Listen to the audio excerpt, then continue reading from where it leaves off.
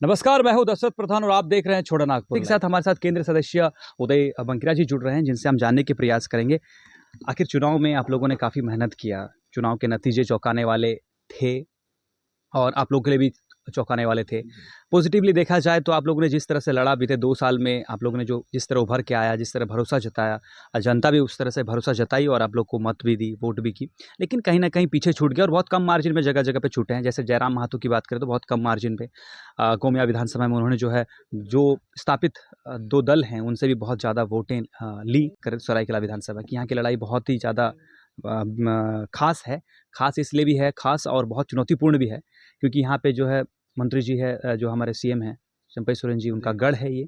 और दूसरा बात है कि एक तरफ से कि वो बहुत अनुभवी हैं, 6 बार से जीतते हुए आ रहे हैं। जेबीके से यदि इस बार यहाँ से विधानसभा लड़ती है सरायकेला से और उसकी तैयारी कर रहे हैं आप लोग, जिस तरह आज मीटिंग वगैरह कर रहे हैं, क्या कुछ रणनीति पे काम करेंगे? इसके बारे में विस्तार से हम जानने का प्रयास करेंगे। सबसे पहले जोहार सारे झारखंड वासियों को आपके चैनल के माध्यम से करना चाहूँगा। मैं उदय बंकिरा, केंद्र सदस्य मंत्री जेबीकेएसएस का। आपका क्वेश्चन बहुत अच्छा है, क्योंकि हमारे मुख्यमंत्री साहब के बारे में आपने जब जिक्र किया है कि वो अनुभवी है, नो डाउट अनुभवी है। 6 बार से उन्होंने अपना सरायकेला को देखते हुए आए हुए हैं और ऑब्वियसली टक्कर कांटे की होगी और उस हिसाब से रणनीति को तैयार करने की ज़रूरत पड़ेगी। कहीं न कहीं लोग अगर उनको जिताते हुए अभी तक आया है, तो उसका 2 पहलू हो सकता है। एक, अल्टरनेटिव नहीं था, ऑप्शन नहीं था आप बोल सकते हैं, या दूसरा, वो बहुत अच्छा काम कर रहे होंगे। ये 2 कारण की वजह से वो जीतते आया होगा। लेकिन अगर मैं हमारा जेबीकेएसएस के रूप में अगर बात करूँ, तो जनता ऑप्शन नहीं होने की वजह से उनको जिताते हुए आ रहा है। क्योंकि वोट आदमी बस एक जगह या 2 जगह देता है, बाकी छोटा-मोटा जगह जो जिनको पसंद करता है उधर दे सकता है। लेकिन हमारा सरायकेला विधानसभा को अगर देखा जाए, एक तो बीजेपी वोट जाता है, दूसरा जेबी में जाता है। ये मेजर जो वोट्स पड़ते हैं। तो हमारा इस विधानसभा का विधायक को या फिर हमारा झारखंड सरकार का मुख्यमंत्री फिलहाल वर्तमान में है, तो उनको हराने के लिए हमारे पास मैनिफेस्टो ज़रूर रेडी है। पर उससे पहले एक बात बताना चाहूँगा सर आपको, कि मैनिफेस्टो सिर्फ हम लोग बना नहीं रहे हैं या फिर बनाए नहीं हैं। उस मैनिफेस्टो बनने से पहले हम लोग ने काम किया हुआ है। अभी हमारा सुप्रीमो टाइगर जयराम महतो का नाम ले लीजिए, उनका काम को देख लीजिए। वो विदाउट टेकिंग पोस्ट करीबन करोड़ों का मुआवजा दिलाने का काम किए हैं। यहाँ रुंटा कंपनी में मुआवजे को लेकर के हमने भी कुछ दिन पहले करवाया है इस जेबीकेएसएस के माध्यम से। तो कहने का मतलब जेबीकेएसएस में जितने भी सिपाही हैं, अपने स्तर में 110% दे रहे हैं और ये पॉजिटिविटी हर नौजवानों के और हर गांव के लोगों में वो दिख रही है कि जेबीकेएसएस अगर आती है आने वाला समय में जन कल्याण हित काम के लिए, तो उनका स्वागत होगा। लेकिन फिर भी अगर जब मैनिफेस्टो का बात शुरू हुआ है, तो सर एक कॉमन से मैनिफेस्टो तो जैसे हम लोग ने वो किया है कि स्थानीय नीति 1932 या फिर अंतिम सर्वे सेटलमेंट के आधार पर लागू करवाना, ये मैनिफेस्टो में है।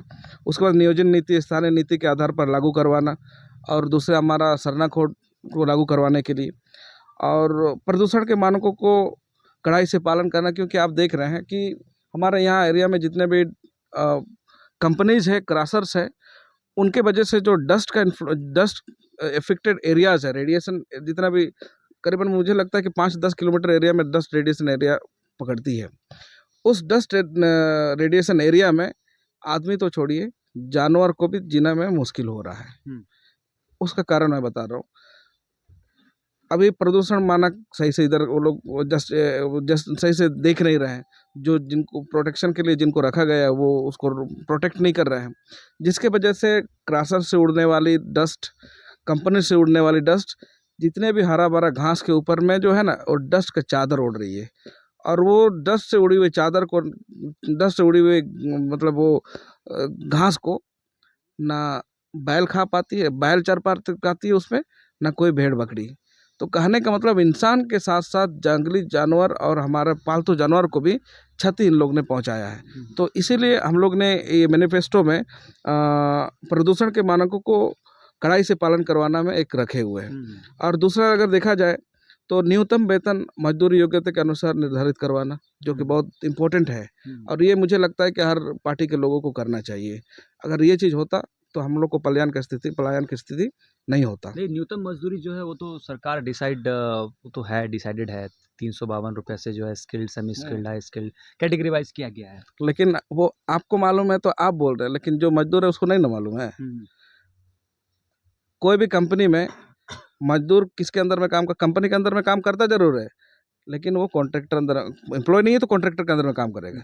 और हाँ, ठेकेदारी के, अगर ठेकेदार के अंदर, कॉन्ट्रैक्टर के अंदर में भी सब कॉन्ट्रैक्टर होते हैं। वो तो आप तो मजदूर का बात कर रहे हैं, मेरे पास कंप्लेन आया है सब कॉन्ट्रैक्टर का, 19 लाख पेंडिंग अमाउंट है उसका। एक मजदूर का टोटल 27 मजदूर का है, तो मजदूर का हम बात नहीं कर रहे हैं, मजदूर से ऊपर है सब कॉन्ट्रैक्टर, है कि नहीं। सब कॉन्ट्रैक्टर रो रहा है कि हमारा कॉन्ट्रैक्टर हमको पैसा नहीं दे रहा है, तो मजदूर कितना ज़्यादा रो रहा होगा। इसका कारण क्या है? आप अगर कंपनी यहाँ लगा है तो उस कंपनी को देख रेख करने के लिए अपने अध्यक्ष में किसी ना किसी को रखा होगा ना।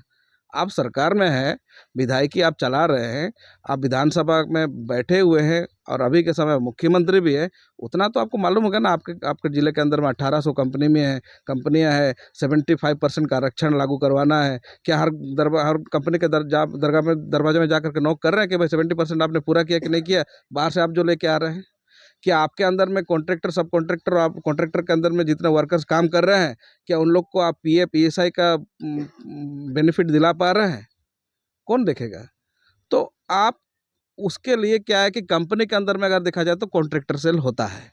टाटा स्टील में क्या होता है कि कॉन्ट्रैक्टर से उन लोग ने बैठा के रखा है। अगर कोई कॉन्ट्रैक्टर किसी भी वर्कर को पेमेंट देने में डिले, या फिर उसके नाम से पेमेंट PF PSI नहीं देता है, PF PSI देगा तो उसका डेटा जनरेट होती है, और वो क्या करती है, कंपनी में सबमिट करती है कि भाई हमने, मेरे अंदर में जितने वर्कर्स है सबका PF PSI क्लियरेंस कर दिया, पेमेंट क्लियर कर दिए, ये ले लो, देख लो, और अगर आपको अच्छा लगता है तो हमको आगे काम करने दो। लेकिन अगर उस नहीं शो कर पाएंगे, वो आपका पूरा वेंडर ब्लॉक कर देगा, आपका आदमी अंदर घुसने ही नहीं पाएगा, आपका पेंडिंग अमाउंट, आपका पूरा बैलेंस चला जाएगा। तो ये हो गया प्रोसीजर। तो हमारा यहाँ का कंपनी सबको कौन प्रोसीजर लागू करेगा? हम आम इंसान तो नहीं लागू कर पाएंगे। तो वो क्राइटेरिया न्यूनतम पेमेंट का बात कर रहे हैं, वो आपको और हमको मालूम है, वर्कर को नहीं मालूम है। इसके वजह से आदमी 200 रुपया में भी खट रहा है, 150 रुपये में कट रहा है। ये हकीकत है, आप माने चाहे नहीं माने, है ना। तो इसी प्रकार ये हमारा बस मैनिफेस्टो का एक अंग नहीं है, बात करना है। तो इस प्रॉब्लम को कैसे आप लोग टैकल करेंगे? क्योंकि जैसे कि प्रावधान बनी हुई है, लेकिन ये धरातल में नहीं दिख रही है। तो आप लोग यदि मान लीजिए आप लोग सरकार में आते हैं, तो फिर इसको किस तरह टैकल करेंगे? कोई ऐसे विशेष टीम बनाएंगे, या फिर कोई ऐसे सरकारी गठन करेंगे? देखिए, अगर आदमी सरकार में होता है, एक चीज़ है, सरकार भी एक आदमी है, और जो मुख्यमंत्री बनता है ना, वो भी एक आदमी है। देखा जाए तो जिसका दिमाग सही से चलता है ना, मतलब जिसका दिमाग अगर जन कल्याण हित में अगर सोच के साथ चलता है, तो वो किसी का राय मशवरा के जो, एक तो फिल्म आया था नायक, अनिल कपूर साहब का, क्या ऐसे पॉसिबिलिटी नहीं है? एक मुख्यमंत्री ऐसे नहीं कर सकता है क्या? एक दिन का मुख्यमंत्री वाला फिल्म आया था ना, वो जब वो कर सकता है तो फिर हकीकत में ऐसे करने में क्या जाता है? अगर सही में टाइगर जयराम मातो अभी जिस हिसाब से नहीं बने, बिना बने वो इस चीज़ को कर रहे हैं, तो बनने के बाद सोचिए क्यों नहीं होगा। तो ये एक चीज़ है जो हमारे इस झारखंड के सिटीजन को समझना पड़ेगा। और ऐसे भी आपने इतना दिन से देखते आया हुआ ना दोनों पार्टी को, दूसरा को तो आप नहीं देख रहे थे, तीसरा को एक बार देख लीजिए। अगर वो आपको आपके हित के लिए काम करके देता है तो ठीक है, नहीं तो 5 साल के बाद तो आप ही का हाथ में है, उसमें बड़ी बात और कौन सी है? तमाम मुद्दे, जैसे कि आप जिस मुद्दों पे बात किए इस बार, सारे मुद्दे आप लोग लोकसभा चुनाव में भी जो है जनताओं के बीच में रखे, लेकिन फिर भी जनता ने जो है यहाँ पे, जैसे देखा जाए सिंहभूम की बात करें तो यहाँ जनता ने बहुत कम मात्रा में आप लोगों को वोट दी। मैं एक तरह से जो है JB केसेस से जो है पीछे हट गए लोग वोट देने से। ऐसा क्यों हुआ? इसमें देखिए, शॉर्टेज ऑफ टाइम सबसे बड़ा रीजन है। और JB केसेस हम लोग का काम क्रांतिकारी रूप में थे, लेकिन पॉलिटिकली उतना ज़्यादा एक्टिविटी नहीं हुआ था। क्रांतिकारी रूप में था, लेकिन क्योंकि दोनों चीज़ अलग है ना, एक क्रांतिकारी का पार्ट अलग है और पॉलिटिक्स करना उसका पार्ट अलग है। तो पॉलिटिकल में आया हुआ चीज़ कुछ ही समय हुआ था, है ना। तो उसके वजह से मतलब बहुत कम समय मिला। और एरिया मतलब आपका जो ये पार्लियामेंट्री एरिया बहुत ज़्यादा है, बहुत बड़ा हो गया है, 6 विधानसभा। और उस 6 विधानसभा में मुझे नहीं लगता महीना, डेढ़ महीना, 2 महीना में मतलब पूर्ण रूप से काम किया जा सकता है। उसका वही सबसे बड़ा रीज़न है। तो समय का कमी हुआ और आप लोग मानते हैं कि कैडर का भी कमी हुआ कि इतना बड़ा लोकसभा क्षेत्र है, हर जगह तक कैडर नहीं पहुंच बिल्कुल, पाई। बिल्कुल, बिल्कुल नहीं, कैडर का भी बहुत जगह तक आप लोग का छाप तक नहीं पहुंच नहीं, पाया। बिल्कुल सही बात है क्योंकि अभी 6 विधानसभा में छाप का बात जब किए तो मनोहरपुर में कुछ जगह में छाप देखा जा सकता था, चक्रधरपुर में कुछ छाप देखा जा सकता था, माझगाँव में नहीं बिल्कुल, सदर चाईबासा में नहीं बिल्कुल। मतलब देखा जाए तो आपका सरायकेला और मनोहरपुर है ना, थोड़ा बहुत चक्रधरपुर, ये 3 विधानसभा को छोड़ कर के बाकी तो ज़ीरो था। तो फिर वो उम्मीद नहीं किया जा सकता।